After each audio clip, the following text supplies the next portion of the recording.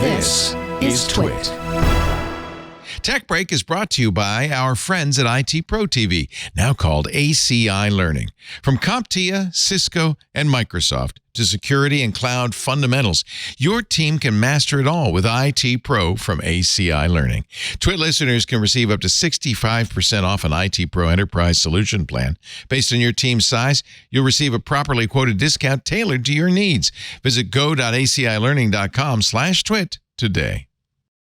The U.S. Internal Revenue Service actually investigated Microsoft's taxes over a several-year period from 2004 to 2013, so a 10-year period. And it's important to note those years, 2004 to 2013. Think about that for a second, because I'm going to get back to it. And what they discovered was that they owe $29 billion in taxes, not including penalties. We broke that last week. What's the result? That's outrageous. Well, this will take many years. They'll probably end up paying a fine and not the full amount, is my guess. But it's going to take many, many years. This, as we said last week, is the Dutch sandwich or the Irish? No, the Irish reach around or whatever. So I don't think that's the official term. They have a funny name for it. But it is fair to say the Irish do offer tax breaks to corporations. Yeah, Apple. So Apple did this. I don't know what Microsoft did, but Apple did this. They set up a headquarters in Ireland and made sure that all the revenues outside the U.S. went through the Irish This branch. Is exactly what Microsoft did. They did it in Puerto Rico, which is not another country, but it's tax-free, though. It's a tax-free. They funneled. What they did was they had a business in Puerto Rico that would, and again, the years 24 to 2013 are important for two reasons. This is one of them. They were making. I just wanted to announce TWiT is moving to Puerto Rico. Yes, right. Stat. Right. I'd love to be in Puerto Rico. I'll move my address there and I'll live here, and I'll, same thing. I'll pay no taxes and I'll live in a place. That's the problem. Cheaper. That's the problem, is that they really weren't doing business in Puerto Rico. Exactly. Right. Well, no, they were. So they had a little subsidiary, I don't know if it's an independent company, whatever it was, that was manufacturing DVDs. Oh. That was what they did. So what Microsoft did was assign all of the licensing rights for Windows to them, and then pour all the money through that.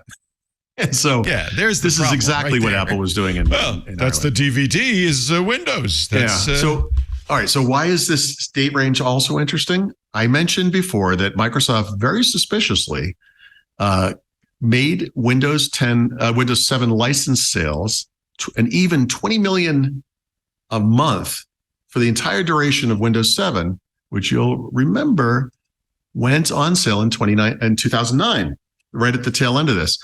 These years were a period of time where Amy Hood was not the CFO of Microsoft. It was someone named Peter Klein.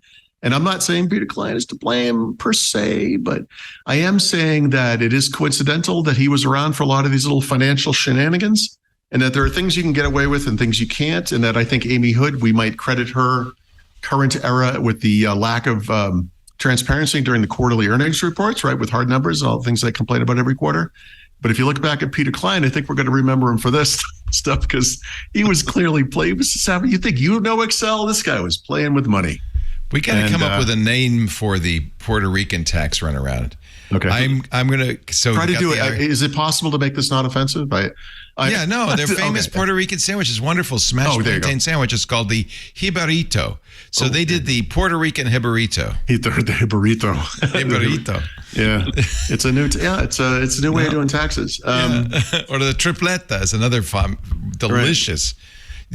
You know what? My son is the sandwich king, and he teaches me everything I like about sandwiches. Okay. Yeah. What's the Mofongo? I would have called it the muffaletta, not the Mofongo. The Mofongo. I mofongoed our taxes, honey. I get bad news. That's the Italian Puerto Rican version. No, I think you're talking about the muffaletta, right? No, Mofongo. It's a Mofongo. What's a Mofongo? It's a plantain-based mashed potato-y thing with meat inside of it. Oh, yeah, my daughter's weighing in. So you've had a mofongo, Abby? Mofongo can be fantastic. She loves it. She loves the mofongo. Yep. Yeah.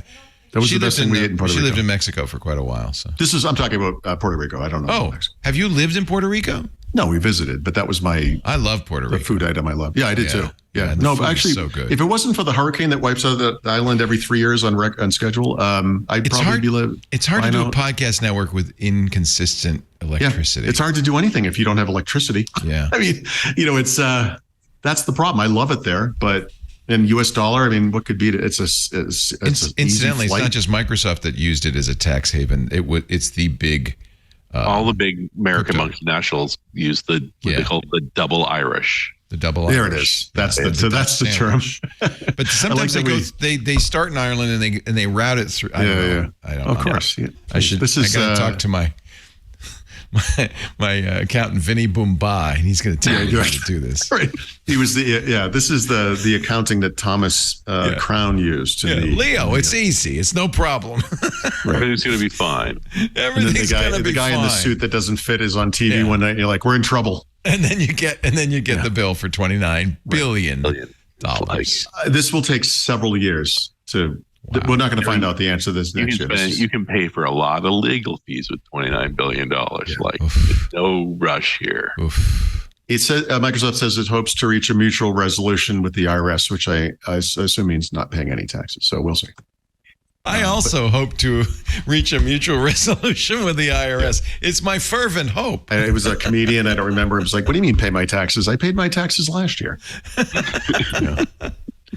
Oh, gosh. That was the day. Sigh. All right.